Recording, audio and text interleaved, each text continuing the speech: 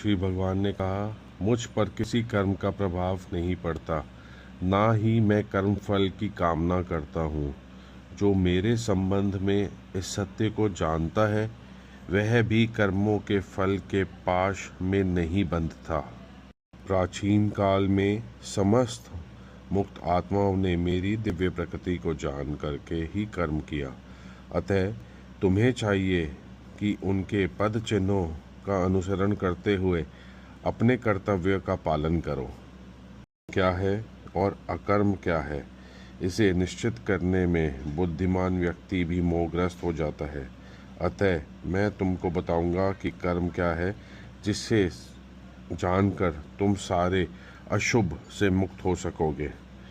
कर्म की बारीकियों को समझना अत्यंत कठिन है, अतः मनुष्य को चाहिए कि वह यह ठीक से जान ले कि कर्म क्या है, विकर्म। जो मनुष्य कर्म में अकर्म और अकर्म में कर्म देखता है, वह सभी मनुष्य में बुद्धिमान है और सब प्रकार के कर्मों में प्रवृत्त रहकर भी दिव्य स्थिति में रहता है।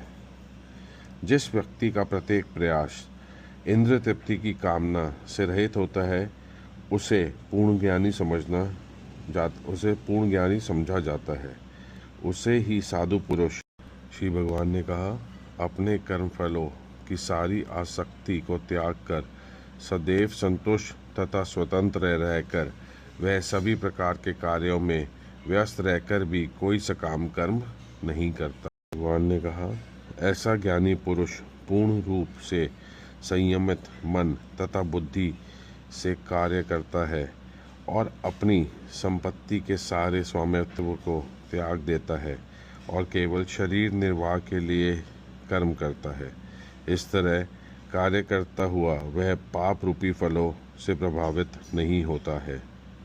श्री भगवान बहुत अच्छी बात बोलते हैं। जो स्वतः होने वाले लाभ से संतुष्ट रहता है, जो द्वंद्व से मुक्त है और ईर्ष्या नहीं करता, जो सफलता तथा असफलता दोनों में स्थिर रहता है, वह कर्म करता हुआ भी कभी बंधता नहीं।